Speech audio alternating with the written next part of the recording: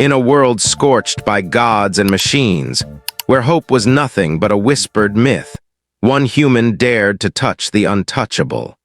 His name was Ezra. Her name was Liora. She had waited eons, frozen in myth, until one foolish act shattered the curse. And the heavens burned with a light not seen in 1,000 years. When the final beast rose, towering like a skyscraper made of flame and bone, he didn't run. Ezra leapt straight into its core, every rune on his body lit like a dying star. And beside him, Liora whispered her last words. "If I fall live." His answer, "No, we burn or survive together." It began with a bet.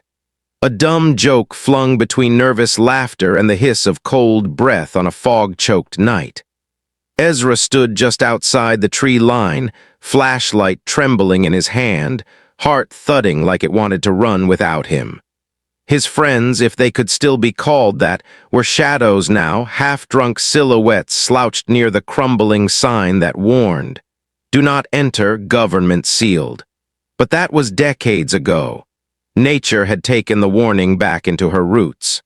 The cave ahead yawned like a wound torn into the side of the mountain, its mouth dark and wet, breathing out a slow exhale of air that smelled of iron and ancient stone. Moss dripped from the rocks like the forest itself wept for whatever slept inside. And still, Ezra stepped forward. "Come on, Ez, you scared of a statue?" One of them shouted, voice echoing like it didn't belong to any human throat. "Just kiss the thing and prove you've got a pair." Another jeered, laughter spilling into the trees and swallowed by the mist. Ezra didn't reply. He didn't flip them off, didn't crack a joke. He just kept walking, boots crunching dead leaves and soft rot underfoot. His flashlight flickered. Once, twice, then settled into a dim halo, barely enough to see more than a few feet ahead. He had to crouch near the entrance. The stone narrowed like a throat swallowing him whole.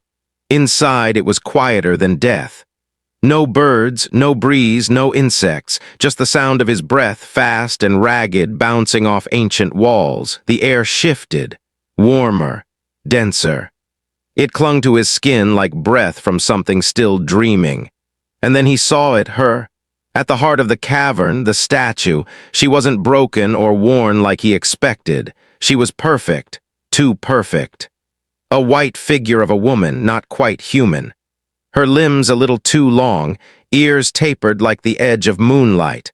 Her eyes closed as if caught in the middle of a dream too vast for time. She sat cross-legged on a pedestal carved with markings no one had ever deciphered. Symbols that moved, he swore, just slightly like they breathed through the stone. Her hands rested delicately in her lap. Lips parted just enough to whisper, if only they weren't stone. Ezra whispered under his breath, voice shaking, "Why do I feel like she's watching me?" He stepped closer, drawn like a moth to something that didn't promise warmth but knowledge. And maybe, just maybe, something deeper. His friends' voices echoed again from behind him, faint now, distant. "Do it, Ezra, kiss her, or are you just another coward?" He turned his head for a second. Their silhouettes were hazy now, drifting in and out of the fog like ghosts. He could leave, laugh it off, blame the cold. No one would know, no one would care, but she would.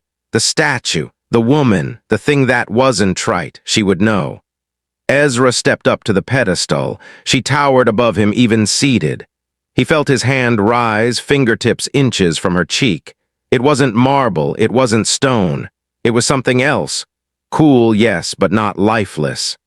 There was softness beneath the surface, like something asleep behind a frozen lake. He leaned in, closer, and whispered, "Well, Princess of Stone, guess this is for you." His lips brushed hers, and the world broke open. The pedestal pulsed once, just once like a heartbeat beneath the stone. The air snapped. The cave shuddered. The flashlight burst in his hand, plunging everything into pitch black. And yet he could see, not with his eyes, but inside his skull. Visions, colors, stars collapsing inward, something roaring behind space itself. A sharp crack tore through the cavern, then another, like bones breaking after too much stillness. Ezra stumbled backward as the statue's surface split, not shattered, but peeled layer by layer, revealing something that wasn't made but born. Beneath the flaking white skin, translucent, pale, alive, and then her eyes opened. They weren't human, they weren't kind, they weren't cruel, they were old. So old that galaxies could have burned to ash between one blink and the next. She looked at him and smiled.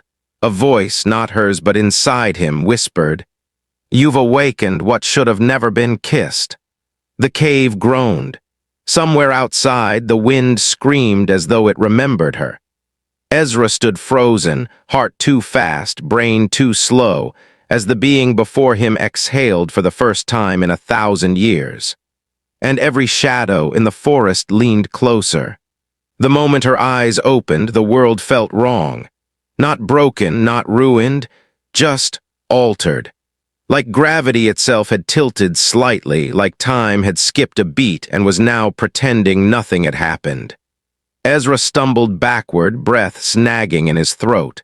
The shattered husk of white stone clung to her like dead skin, peeling away in ribbons that whispered as they hit the cavern floor. She wasn't stone anymore. She was flesh. Pale, soft, and glowing faintly from within, like her skin had remembered how to hold starlight. Her chest rose, slowly, inhale, exhale, as if tasting the air for the first time in lifetimes, and those eyes, dear God, those eyes didn't blink. They stared straight through him, twin storms locked in a void deeper than any night sky. He wanted to speak. He really did. To ask what she was, if she was okay, if she even knew where or when she was. But something held his mouth shut. Not fear, reverence maybe, or awe, or that small, primal instinct that told your body not to move when the divine was watching. Then he heard her. Not with his ears, with something else, something older. The voice came inside him, like it had always lived there, waiting for this exact moment. You broke the silence. Now the stars will listen. The words didn't echo, they didn't repeat. They just existed, heavy and final, as if carved into the marrow of his bones. And then she collapsed. Her body folded in on itself, slow and soft, like snow finally giving way under too much weight. Ezra caught her before she hit the floor. She was warm, not hot, not cold, just warm enough to feel alive. Light as air, as if most of her was made of something the world couldn't name yet. Rain had started outside.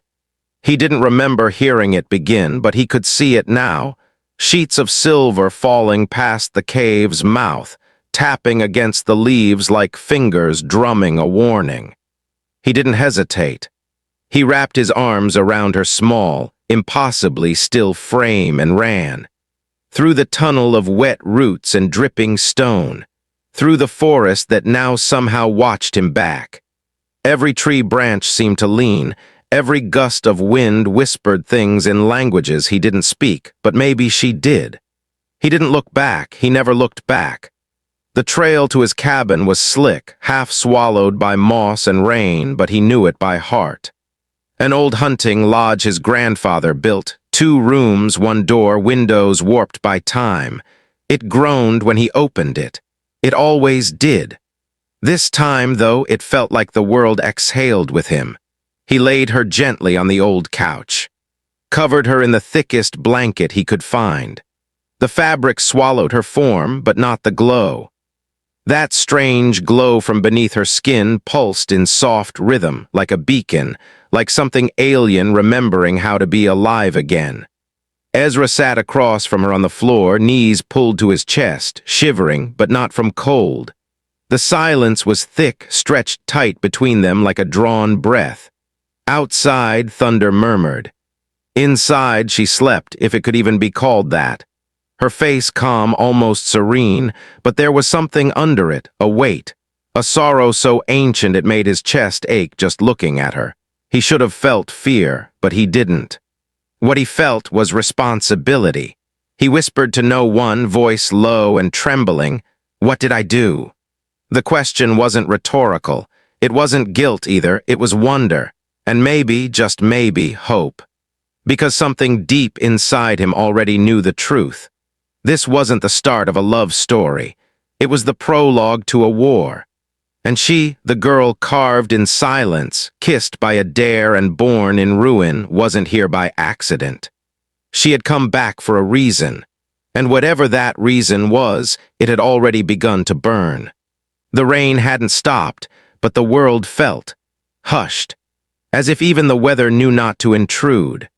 Morning crawled through the warped glass of the cabin windows in streaks of silver and gray, soft light falling over the girl who shouldn't exist. She sat on the floor, knees drawn close, back straight, eyes half-lidded in a stare that cut through everything. Her skin still glowed faintly beneath the blanket he'd wrapped her in, like the embers of some dying star had been hidden beneath human flesh. Ezra hadn't slept. He'd tried, God knows he'd tried, but every time he closed his eyes, something behind his eyelids flickered, shapes that weren't dreams, sounds that didn't belong to this world, and her, always her, still, silent, present. She hadn't moved all night, not to drink, not to eat, not even to blink, and yet she was awake, completely, not dazed or unsure, just watching, waiting. Her fingers began to move in the air, slow and deliberate, drawing shapes with no beginning or end. Symbols he couldn't understand but felt real, like they had weight, like they could crack the world if spoken aloud. Her hair lifted behind her, floating as if underwater, caught in some current that didn't exist. It rippled with the same soft pulse beneath her skin, something alive that didn't belong to muscle or blood.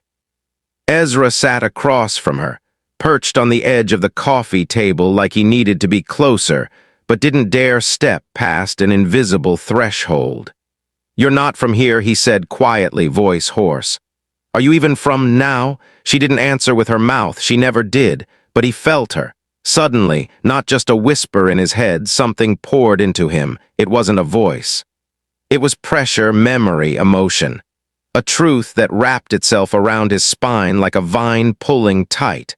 "Don't hear me with ears, feel me with your blood." His body reacted before his brain could. Pain surged through him, not sharp, not violent, but deep, like something inside had been waiting to wake. He gasped, tried to stand, but his legs failed him. He fell to his knees, and then heat bloomed across his back. Not burning, not scarring, just marking. He tore off his jacket, reached behind blindly and felt it, the ridges of something newly etched into his skin. A pattern, a symbol, one he hadn't seen before but somehow recognized. The same shape she had drawn in the air. The same rhythm, the same pulse. He doubled over as visions struck, not flashes, not hallucinations, memories, but they weren't his. He saw a sky split open by metal wings. Cities carved from stone and light collapsing into dust. He saw soldiers without eyes, machines grown from roots, planets drowning in silence, and a tower black, endless, alive, piercing the void. In all of it he saw her. Liora. Wrapped in shadow, bound in light, her body torn and rebuilt, her eyes locked in endless war. Again and again, she had died. She had returned, she had been worshipped, feared, forgotten. Ezra clutched the floor, sweat pouring down his face. His heartbeat thundered like war drums. His breath came in shallow, ragged gasps. His mouth tasted of salt and iron and ash. When the vision faded, she was standing. Liora, no longer the curled figure on the floor, stood barefoot in the morning light, the blanket draped across her shoulders like a shawl made of storm clouds. She stared at him not in cruelty, not in pity, but with something else. Recognition, like she knew what he had seen, what had been burned into him, and more than that. She knew what he was becoming. Ezra tried to speak, but his voice broke in the back of his throat. She stepped forward, slow, controlled. Every inch of her body, like it, was remembering gravity in real time. When she knelt before him, her fingers reached out, not to harm, but to feel. Her hand brushed the back of his neck where the mark still glowed, and for a breathless second the world stilled. No rain, no wind, no breath, only the connection. Unbreakable, ancient, alive, you marked me, he whispered. Her lips moved this time just barely. Not a full sentence, not a command, just a word, echo. It wasn't an explanation, it was a bond. And whatever this was, whatever she had woken inside him, it wasn't finished. It was only the beginning. The room swayed. Not from movement, not from wind, but from something deeper, like the air itself had remembered it used to dream. Ezra stood in silence, his hands still trembling from the mark seared into his back. It pulsed gently beneath his skin now, a low thrum that didn't quite hurt, but never stopped. Like a second heartbeat, not his, but hers, or maybe something they now shared. Liora had returned to her seat by the window, only now the light around her looked. Wrong, too soft, too silver. Shadows bent away from her instead of toward. She didn't blink. Her eyes were focused on something outside, but not the trees. Not the rain, something far, far beyond. Ezra tried to speak but couldn't find his voice. Not the one in his throat. The other one, the one inside. She turned to him slowly, as if remembering he was real, and then, without moving her lips, without a single breath, her voice bloomed inside his head again. Deeper this time, smoother, older. I was the lock, your kiss was the key, and with those words the world vanished. Not with a sound, not with a scream, just absence. The floor was gone. The cabin gone. He was falling not down, but inward. Into himself, or maybe into her. Stars poured around him, burning blue and gold, but they weren't suns. They were memories. Real, breathing memories orbiting him like a dying constellation. He saw a planet split into continents made of glass.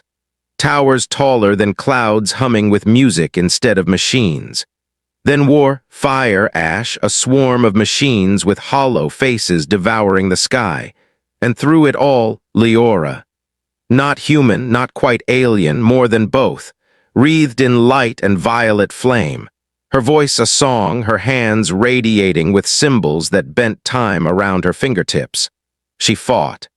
Ezra saw it, whole civilizations crying her name in worship and in fear. She shattered warships with whispers. She turned cities into sanctuaries until she was betrayed, bound by her own kind. Sealed in a temple of stone forged from the last breath of a dying star. Left to sleep, alone until him. Ezra screamed not from pain but from understanding. He wasn't chosen. He was random, a boy from nowhere. But the lock didn't care who turned the key, only that it was turned. And now that it had opened, something ancient had heard the sound. He fell deeper still, beneath stars, beneath memory, into the heartbeat of the thing behind Liora's eyes. There he saw something he couldn't name, a shape, a hunger, something crawling just behind the veil of space. Waiting, watching, the lock had held it back for millennia, but now it stirs. Ezra gasped, eyes flying open as he slammed back into his own body. The room around him reappeared in fragments, the wooden floor, the fireplace, the silver fog pressed against the window panes. And her. Liora knelt before him, her expression unreadable. Her skin was no longer glowing, it shimmered like water touched by starlight. Her voice returned, soft this time. A whisper only meant for him. We are linked now, not by blood. Not by fate, but by awakening. She reached toward his chest and he didn't flinch. Her fingers hovered just above his skin. She didn't need to touch him, she was already inside. They will come for me, for what I was, for what I hold. But they won't come gently, they never do. Ezra closed his eyes, he wanted to deny it. To say this wasn't real, that he was dreaming. But the mark burned softly with every breath, and deep in his bones something had changed. He could feel it, like the earth below his feet had shifted. Like reality was thinner than he thought. He looked at her, really looked at her, and whispered, "Why me?" "Because you were the one who didn't laugh, the one who dared to lean in. And now you are no longer alone. In that moment, as the sky above their little cabin pulsed with distant thunder, Ezra felt it, like the wind had teeth, like something was sniffing for them across the miles. The lock was broken. The door had opened, and monsters were coming. The room swayed, not from movement, not from wind, but from something deeper, like the air itself had remembered it used to dream. Ezra stood in silence, his hands still trembling from the mark seared into his back. It pulsed gently beneath his skin now, a low thrum that didn't quite hurt, but never stopped. Like a second heartbeat, not his, but hers, or maybe something they now shared. They heard it before they saw it. A distant hum at first, like thunder stretched thin across the sky, too steady to be natural. The kind of sound that doesn't just echo through the trees. It presses into the bones, into the blood, like a warning carved in vibration. Ezra stepped onto the porch, shirt clinging to his skin, breath held like a prayer. The sky had gone an unnatural shade of amber, the clouds rolling too slow, too heavy, as if time itself was bracing for what was coming. Liora stood beside him, barefoot on the old wood. The wind didn't touch her. Her hair floated undisturbed, eyes fixed on the horizon. She didn't blink. Then it came. Dark shapes pierced through the clouds, aircraft, sleek and soundless, flying in impossible formation. They moved without sound, without flame. No engines, no exhaust, just presence, like something ancient wearing modern skin. Below them, the forest bent. Branches shook without wind. The birds that hadn't fled now fell silent. A low-pitched hum crackled through the cabin's window panes like a warning tone from another world. Ezra's stomach turned, every nerve flaring. From the tree line they emerged. Figures, 8, maybe 10, wearing armor too black for dusk. Matte plates shaped like bone and obsidian, joints that moved too smoothly, too silently. Their eyes weren't eyes, just glowing points of red that burned without warmth, like they didn't see you. They measured you. One of them stepped forward. Taller than the rest. Its helmet split in the center, blooming open like a flower made of blades. No mouth, just a shimmer of heat where a face should be. Its voice wasn't a voice. It was a mechanical scrape, layered in echoes, translated not for kindness but for efficiency. Guardian returned to the core. Ezra felt something crawl up his spine. Liora didn't move, didn't flinch. She simply turned her head slightly, her gaze brushing the leader like a breeze touches a cliff, acknowledging it but unaffected. No. That's all she said, one word, flat, absolute. The world held its breath, then they raised their weapons. Blades unfolded from forearms like liquid steel, humming with internal power. Their rifles, if they could be called that, shifted and elongated, sprouting like vines that had learned how to kill. Ezra stepped forward. He didn't think. He just moved. His body acted on instinct or maybe something deeper, something not entirely human anymore. One of the soldiers fired. A bright arc of energy, too fast to dodge, too quiet to warn. It should have hit her. It didn't. The moment it reached him, the mark on his back flared, blazing through his shirt, lighting up the dusk like a rune made of living flame. The bolt vanished midair, dissolved, absorbed. Ezra staggered, blinking, heart thundering so loud he could barely hear his own voice when he shouted, "What is happening to me?" Leora's eyes slid to him, and for the first time she looked afraid. But not for herself, for him. "You're becoming the answer," she whispered, to a question the universe buried too deep to forget. One of the soldiers rushed forward. Ezra turned, lifted his hand without thinking, and the ground erupted. Not from power he controlled, but from a reaction. From the bond. Earth cracked beneath his feet. Roots burst through the soil, twisting like serpents, snatching at the legs of the attackers. Liora moved like wind made flesh, gliding, not stepping, her presence warping the air around her. She raised her hand, and a single word, ancient and guttural, tore from her throat. The forest obeyed. Branches snapped. Vines launched like whips. The soldiers scattered, not screaming, not panicking, but recalculating. Even in retreat, they were perfect. Efficient. Alien, they weren't sent to negotiate. They were scouts, and now they had seen enough. Ezra dropped to his knees, gasping, his fingers gripping the wet earth. His skin was burning, but from inside. The mark was alive, moving beneath the surface like liquid fire, not harming, not healing, transforming. He looked up at her. "What did I just do?" Liora knelt beside him, placed a hand on his shoulder. "You answered." He met her eyes, no longer afraid. Not because the fear was gone, but because it was useless now. Something had shifted, in him, around him. The sky had grown darker, the aircraft were gone, but the forest still hummed. They would come again, not scouts next time. War. Ezra stood, muscles shaking, heart racing. He didn't know what he was becoming. Only that whatever it was, it had already begun, and there was no way back, only forward, into whatever came next. Liora had returned to her seat by the window, only now the light around her looked. Wrong, too soft, too silver. Shadows bent away from her instead of toward. She didn't blink. Her eyes were focused on something outside, but not the trees, not the rain, something far, far beyond. Ezra tried to speak but couldn't find his voice. Not the one in his throat, the other one, the one inside. She turned to him slowly, as if remembering he was real, and then, without moving her lips, without a single breath, her voice bloomed inside his head again. Deeper this time. Smoother. "Older, I was the lock, your kiss was the key."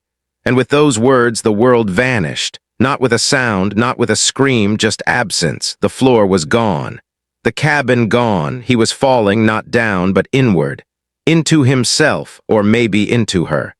Stars poured around him, burning blue and gold, but they weren't suns. They were memories. Real, breathing memories, orbiting him like a dying constellation. He saw a planet split into continents made of glass. Towers taller than clouds humming with music instead of machines. Then war, fire, ash, a swarm of machines with hollow faces devouring the sky. And through it all, Liora, not human, not quite alien, more than both. Wreathed in light and violet flame. Her voice a song, her hands radiating with symbols that bent time around her fingertips. She fought. Ezra saw it, whole civilizations crying her name in worship and in fear. She shattered warships with whispers. She turned cities into sanctuaries until she was betrayed, bound by her own kind, sealed in a temple of stone forged from the last breath of a dying star, left to sleep, alone until him. Ezra screamed not from pain but from understanding. He wasn't chosen. He was random, a boy from nowhere. But the lock didn't care who turned the key, only that it was turned. And now that it had opened, something ancient had heard the sound. He fell deeper still, beneath stars, beneath memory, into the heartbeat of the thing behind Liora's eyes. There he saw something he couldn't name, a shape, a hunger. Something crawling just behind the veil of space. Waiting, watching. The lock had held it back for millennia. But now it stirs. Ezra gasped, eyes flying open as he slammed back into his own body. The room around him reappeared in fragments. The wooden floor, the fireplace, the silver fog pressed against the window panes. And her. Liora knelt before him, her expression unreadable. Her skin was no longer glowing, it shimmered like water touched by starlight. Her voice returned, soft this time. A whisper only meant for him. We are linked now, not by blood, not by fate, but by awakening. She reached toward his chest and he didn't flinch. Her fingers hovered just above his skin. She didn't need to touch him. She was already inside. They will come for me, for what I was, for what I hold. But they won't come gently. They never do. Ezra closed his eyes. He wanted to deny it. To say this wasn't real, that he was dreaming. But the mark burned softly with every breath, and deep in his bones something had changed. He could feel it. Like the earth below his feet had shifted. Like reality was thinner than he thought. He looked at her, really looked at her, and whispered, "Why me?" "Because you were the one who didn't laugh, the one who dared to lean in. And now you are no longer alone." In that moment, as the sky above their little cabin pulsed with distant thunder, Ezra felt it, like the wind had teeth, like something was sniffing for them across the miles. The lock was broken. The door had opened, and monsters were coming. They reached the edge of the city just as the sky cracked open. It wasn't lightning. It wasn't thunder. It was something else, deeper, more primal. The sound of a rift tearing between dimensions, between what was and what could no longer be ignored. Above them, the heavens pulsed with unnatural light. Ribbons of crimson and violet spiraled like bleeding galaxies. And through that fractured sky descended machines not made for Earth. Drones, hundreds. Black oval, gliding silently with lenses that blinked like eyes too ancient to sleep. Behind them, ships, enormous, curved like bones of titans long dead, cast shadows that blanketed entire buildings. Structures crumbled beneath their gravity. Car alarms wailed, sirens bled into screams. But even amidst the chaos, people didn't run fast enough. Some froze, some dropped to their knees.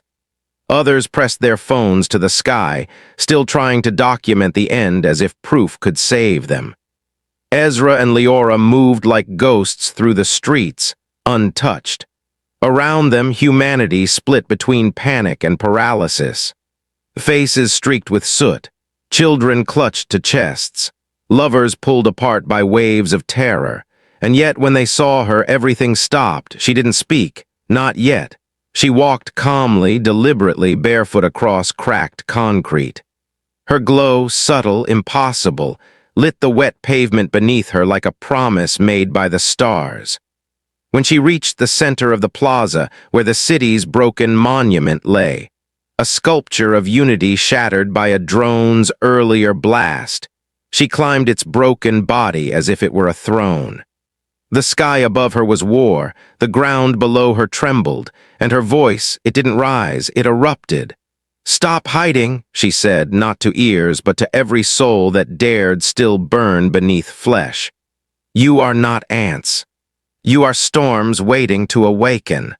It rippled through concrete and skin, through metal and memory, through hopelessness. Ezra felt it surge through his spine like a cord yanked by something older than the sun. His hand rose not from command, but from some instinct deeper than language, and the sky answered. Lightning didn't fall, it launched from him. A jagged spear of white and blue ripped across the plaza, striking an enemy drone midair. The machine exploded in silence, fragments raining down like glass soaked in flame. People gasped, not in fear, in recognition. Something shifted. There, among ruins and smog, the line between myth and man vanished. A mother holding her crying son stopped trembling. A teenager, phone still in hand, lowered it and stared. A police officer, shaking behind a flipped vehicle, whispered a word he hadn't said since childhood. Hope. Ezra blinked. His chest heaved. The mark on his back pulsed again, but now it didn't hurt. It throbbed like a drum, like a countdown. Liora turned her head slowly, her gaze scanning the faces before her. "You feel it now, don't you?" She said softly, but the words bloomed in every mind present. The remembering, the unraveling, the part of you that was never just earthbound. She raised her arms to the sky, and for a moment it was unclear if the clouds parted because of her, or because they feared her. A new wave of drones approached, faster, angrier, a different shape, sleeker, predatory. They weren't here to watch anymore, they were here to erase. Ezra looked at Liora. She didn't move. She watched the incoming fleet with the calm of someone who had seen worse than apocalypse and survived. "Will they listen?" he asked her. "They already are," she replied, and then the people moved, not away, but forward. A crowd once paralyzed now surged with something unnameable. A young woman picked up a metal pipe. A firefighter, bloodied, limping, stepped into the open and raised a shattered axe. A child reached for the fallen drone's sparking arm, dragging it toward his father, who was rigging something explosive. Liora smiled, not with joy, but with grief laced in pride. "They were never small," she whispered, "only asleep." The war wasn't beginning, it had always been here. But for the first time in generations, Earth wasn't bending, it was rising. At first there was only silence, not the peaceful kind, but the ancient, deafening hush that settles before the beginning of a storm. Then came the light, not sunlight, not warmth. It bled through the space between stars, cold and violet, curling like smoke across the edge of Ezra's vision. He didn't fall asleep. He wasn't dreaming, he was simply taken. When Liora pressed her palm to his chest, the world unraveled, threads of time snapping away, revealing something deeper. He stood barefoot in a memory that was not his own. Above him stretched a sky that pulsed like a living heart. Moons flickered in and out of existence. The air tasted like forgotten names. Across the horizon were worlds, floating, trembling, reaching. He saw her first as they once saw her, divine. A being of silver flame, stepping across worlds with bare feet and boundless grace. She didn't walk, she drifted like breath over water. On one world, she raised a hand and healed a dying forest in seconds. On another, she stood between entire starfleets, her voice alone enough to make weapons fall from trembling hands. The guardianship wasn't armor, it was love, unyielding, cosmic, infinite. But then it came, not a war, not a monster, but betrayal. Ezra felt it in his chest, like a blade sliding through ribs, slow and final. Liora knelt before a circle of shadows, elders with no eyes, only crowns of data and fear. They whispered she was too powerful, too unpredictable, that mortals had begun to worship her. That love had made her dangerous, so they silenced her. They sealed her in stone, not to destroy her, but to forget her. To bury her beneath myths and dead languages, to let her name rot into legend. And in that tomb of sleep she waited. Alone. The next vision was unbearable. Liora, curled in stasis, unmoving, centuries slipping past like drops of rain against a window that would never open. Whole civilizations rose and fell. Her name faded, her memory erased, her soul untouched but aching. Ezra tried to turn away, but he couldn't, because she wasn't just showing him the past, she was asking if he understood. And then he saw himself. That moment in the woods, the kiss, that accidental spark that wasn't so accidental after all. The lock had waited for a key made not of blood or destiny, but of foolish human courage. He had been the first in eons to touch her without fear. And now, in this place beyond time, he felt her heart beat inside his. Not metaphorically. He literally heard it echo through his veins, her loneliness, her hope. Her fear that once again she would be abandoned. Ezra's knees buckled, tears fell not for her but with her. "I don't want power," he whispered. "I just want to protect you." Liora didn't answer. She simply watched him, eyes vast as nebulae. And in their stillness he saw something she hadn't shown anyone in all her lifetimes. She was afraid, not of death, not of war, but of being loved and losing it. He reached out not with his hands, but with whatever was left of his soul. Not as a savior, not as a warrior, but as a man willing to stand between her and whatever came next. And then the void blinked. Light exploded from the space between them, not as fire, but as memory turning to promise. Ezra wasn't just linked to her now. He was changed. His bones hummed with resonance. His blood carried her echoes. He didn't know what kind of creature he was becoming. He only knew it began here, in the quiet between stars, where a god had once wept in silence, and a man had answered. It began with a tremor beneath the stone tiles of the plaza, too deep for the ear but loud in the bones.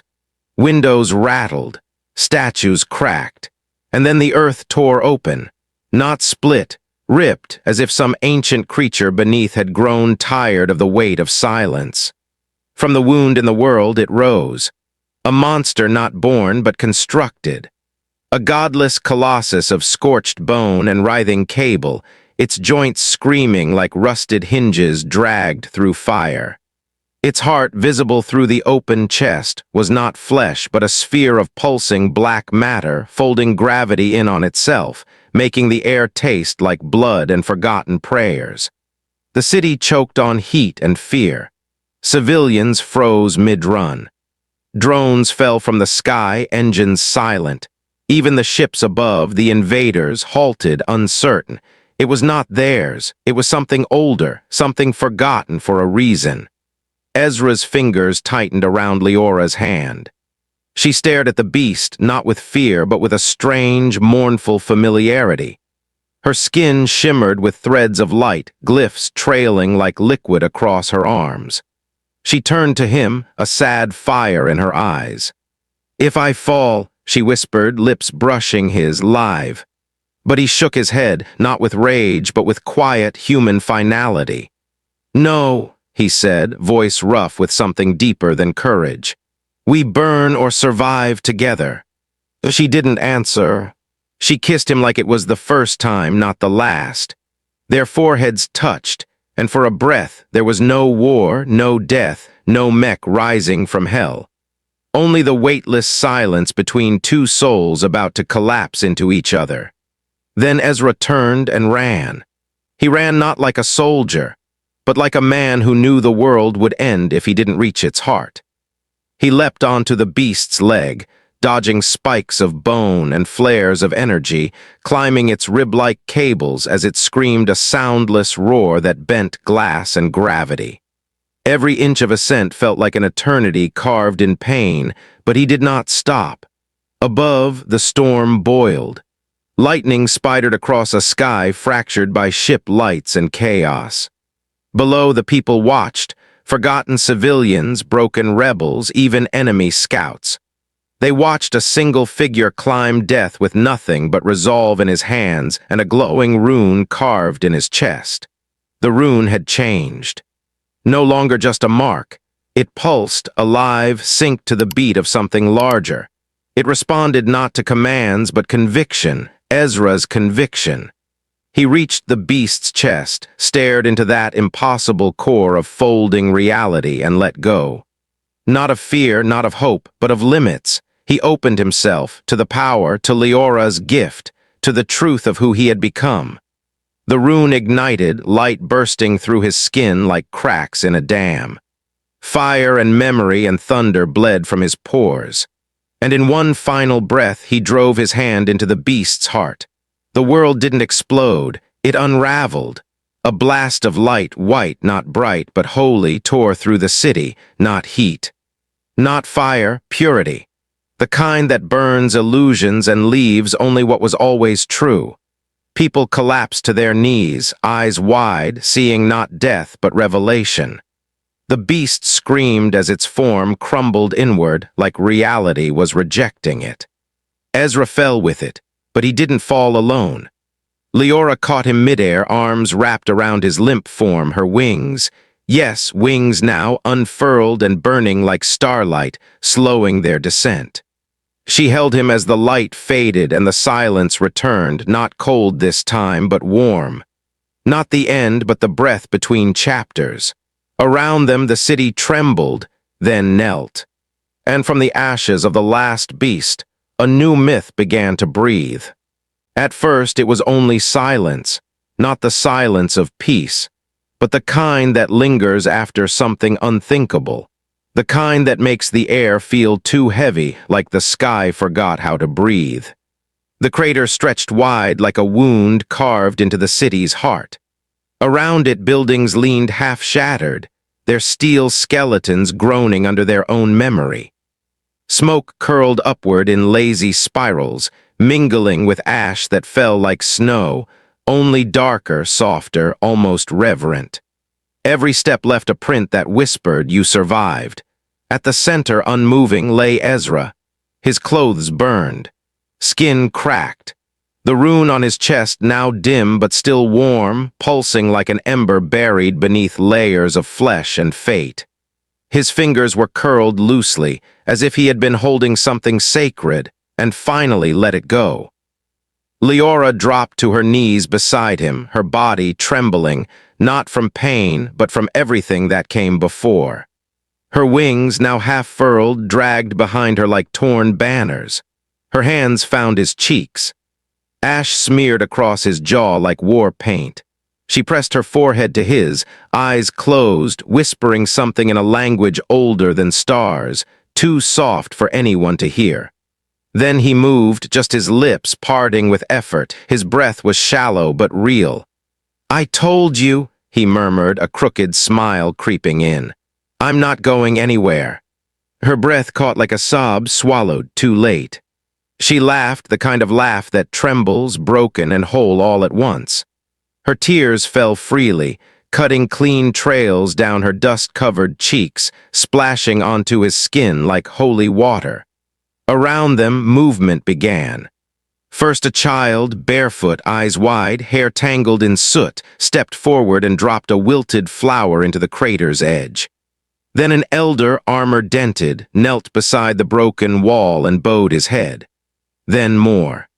A mother cradling her baby in silence. A rebel soldier still holding a broken blade. People who had screamed, who had fled, who had forgotten how to hope, now stood at the rim of that wound and simply watched. They didn't cheer. They didn't speak, they didn't need to. Somewhere in the smoke, a voice began to hum, low and ancient, a melody passed down when language failed.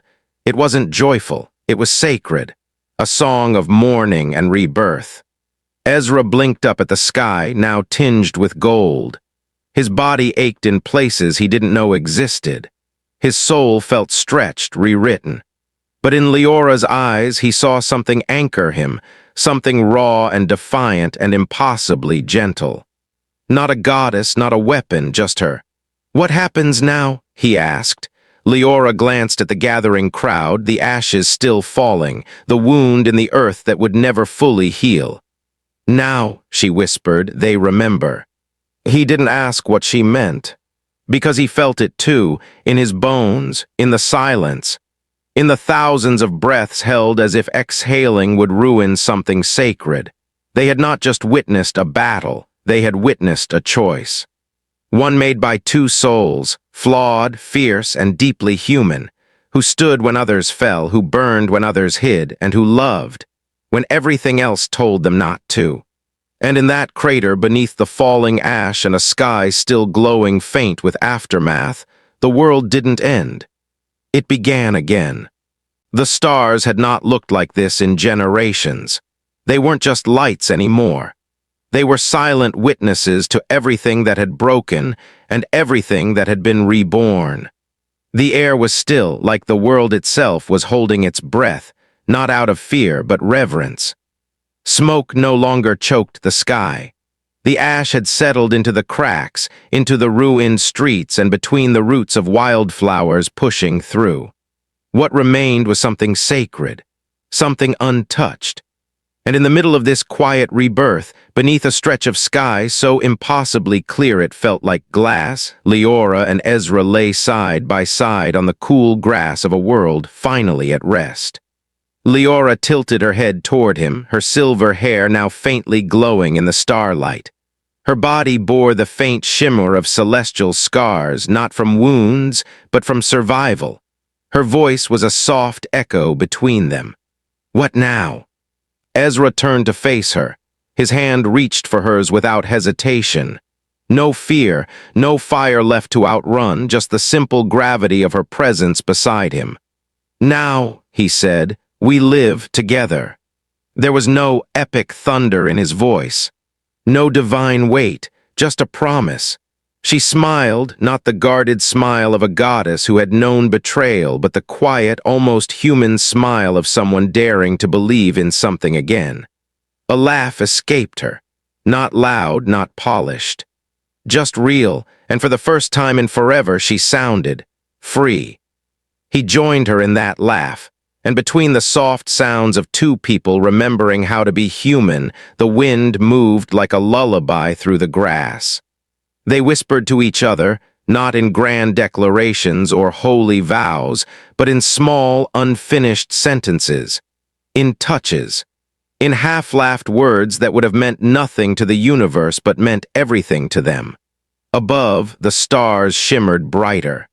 And below, two souls, once shattered, once transformed, curled together beneath their silent gaze. No armor, no magic, no war to win, just warmth, just breath, just sleep. And as the night deepened, as the world exhaled and the galaxies continued their slow, endless dance, a final voice broke the stillness. Not from the sky, not from a god, but from somewhere far older and far truer. One kiss awakened a goddess. One bond ignited a war, but when love is real, even across galaxies, it becomes the shield that saves us all. So now you know the truth buried beneath ash and stars, that it wasn't prophecy or power or war that saved them. It was a single kiss, a vow made in silence held through fire, a human who refused to kneel, a goddess who chose to feel again. They didn't win because they were strong. They won because they believed in each other, in something bigger than fear. And when the sky cleared and the stars returned, they didn't ask for thrones. They asked for peace. But peace is never permanent, not in a universe stitched with secrets, not when whispers from beyond the void have begun to stir again. So if you think the story ends here, think again. Because next time, it won't be a beast that awakens. It'll be what waits beneath the stars. Subscribe to Alien Chronicles, because love, war, and the unknown, they always return.